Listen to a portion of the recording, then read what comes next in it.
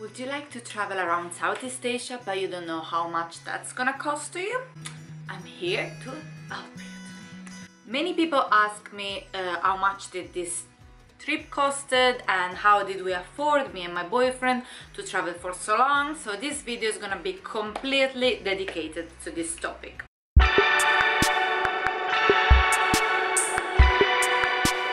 Before I left for Southeast Asia, and that was in January 2017, I did many researches and I watched tons of videos to have more or less an estimated idea of how much my trip would have cost. What I expected, it was to pay around 35 euros per day, so the estimated cost would have been around 5,500 euros more or less for 5 months of travel.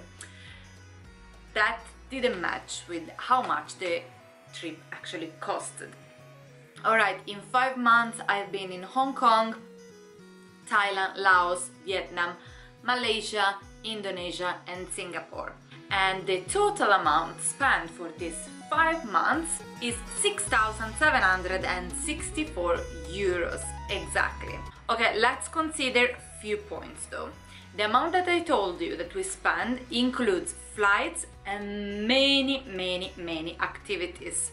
So whatever we found, a specific excursion that we really wanted to do, or like a certain activity, that it could be a sport activity, as it could be any kind of experience that we found interesting, we did it. So we didn't save money on that, and sometimes the flight, they turned out to be quite expensive because we booked them at the last minute. So this amount, it covers also those expenses. It doesn't include though insurance and shopping. If we want to cut it down for each country, I have it written down. Alright, so in Thailand, the average daily cost, it was 25 euros for the north of Thailand and 30 euros for the islands, that they are definitely much more expensive than the mainland. In Laos, the average daily cost, it was 25 euros, while in Vietnam it was 20 euros for the cities and 30 euros for the island of Phu Quoc. In Malaysia, the average cost was 30 euros, considering that we did tons of activities though.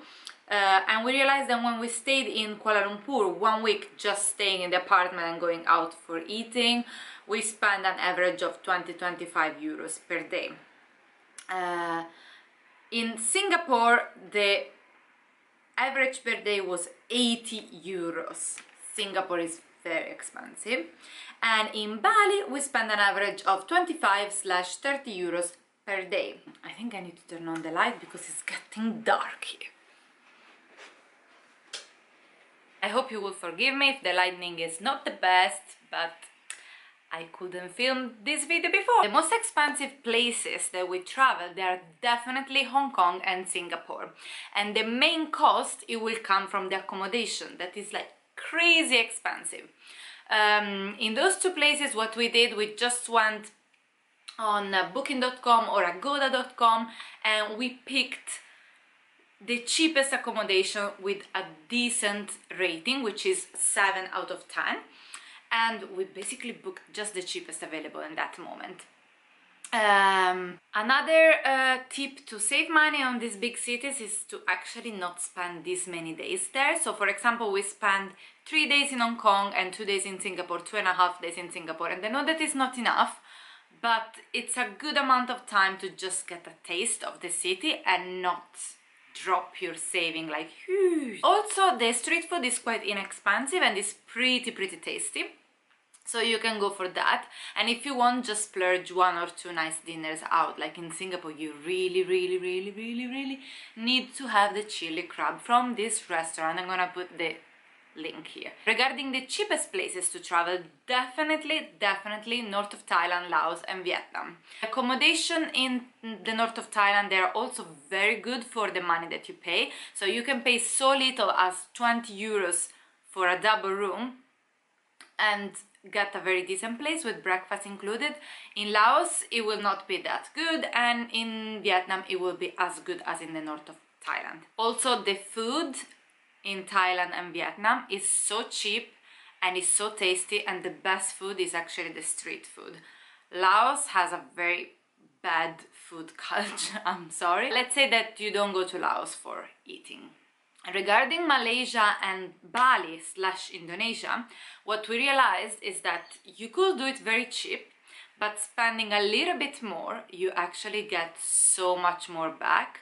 So we stayed in incredible places around Malaysia and in Bali, and we eaten in very nice restaurants and very nice cafes, and this is just increasing a little bit the budget. This is a budget where me and Vincent, we stayed always in private rooms. Very few times we shared the bathroom. And this is because we realized that, I mean, for a bed in a dorm, you go to pay something like 5 or 6 euros. For 10 euros, you get your own room with your own bathroom. And many times, you get breakfast as well. This is each, 10 euros each or 6 euros each. Also, we didn't just get the cheapest street food all the time. We didn't just get the cheapest accommodation. We didn't just get the cheapest bath. We didn't just get the cheapest alcohol.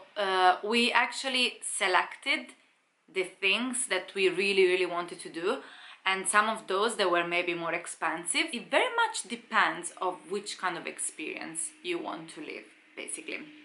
If you decide if you cannot manage to save this much money, what you could do is, let's say you have half of the budget, okay? So you could do everything very much cheaper and skip many attractions. So stick with like walking the streets and looking at people and eating street food and drinking cheap beer and so on, which is good if your aim is to see as many places as possible. Otherwise, you could do half of the places, or you could go to the cheaper destination, which are Thailand, Laos and Vietnam, let's say, and stay there longer and do more things. So it's actually very flexible. General suggestion to keep in mind: if you like our way of traveling, so you think that you want to see as much as possible, you don't want to be that much on a budget because you want to allow yourself to stay in nice places, you don't want to eat always the cheapest food, sometimes maybe you want to have wine and so on, then you must consider a budget of 45 euros per day. You should add a couple of hundreds euros for unexpected things and shopping. Add the cost of travel insurance. We had travel nomad insurance. Hello. Hey! We have a guest. Hi. Hey! How are you? I'm good. Do you want to say hi to our followers? Hello. Trying to figure out what I can send Yeah. from Australia to Sweden. We will have to do a specific video about sending boxes. It's not easy. No, not We at all. already have a parcel stuck in Malaysia. Yeah. Because they say they have found liquid in it. But obviously we're not that stupid that we pack liquid. Yeah. Unless Alice needs something in there. I didn't, and you should have checked it anyway. Back to us. Yes, so as travel insurance, we had Travel Nomad. It costs around 100 euros per month or 150, I don't remember, and we picked the second most expensive one, which includes also some sports activity like diving and hiking and so on. So you can pick different insurance based on what you are gonna do and what you need insurance for. This is so important. Depending on what you're gonna do after this travel, are you going back home? Are you gonna keep traveling? Are you going somewhere where you're gonna work and you need to have a base for a while before you find the work and so on? You need to have at least a couple of extra 1,000 euros for this kind of situation. In our case, we arrived to Australia. We've been 1 month Perth, and now we are in Melbourne, and I arrived just on time with my money before finding a job. So save extra money, don't touch them, leave them there. You're gonna need them if you need to fly all the way back to Europe from Asia, or maybe you need to go to the US, I don't know, but it's still good to have it. In the worst case, you have some extra money that you can use traveling. Said that, if you haven't followed all our daily vlogs, please have a look to them. I have so many playlists, one for Thailand, one for Laos, one for Vietnam, one for Malaysia, one for Hong Kong, one for Singapore, one for Bali, Australia and so on, but in particular about Southeast Asia. Every single video has the costs of anything from accommodation to taxi to meals to attractions to transports, everything. So if you want to have more detailed information about a specific place that you intend to visit, have a look to those vlogs, because I promise you it's gonna be so useful for you. And now let's get to the point of how you save those money. We lived for 3 years in Sweden, and Sweden is a country where you earn very good money, but the cost of life is very high as well. So it's not just like, oh, you come from Sweden, you earn a lot of money and you can go traveling. No, you still need to sacrifice a lot, because if you want to go out eating, if you want to shopping, if you want to go out and drinking, talking of which, partying and drinking is a huge cost of your travel, and this is something that we cut down so much.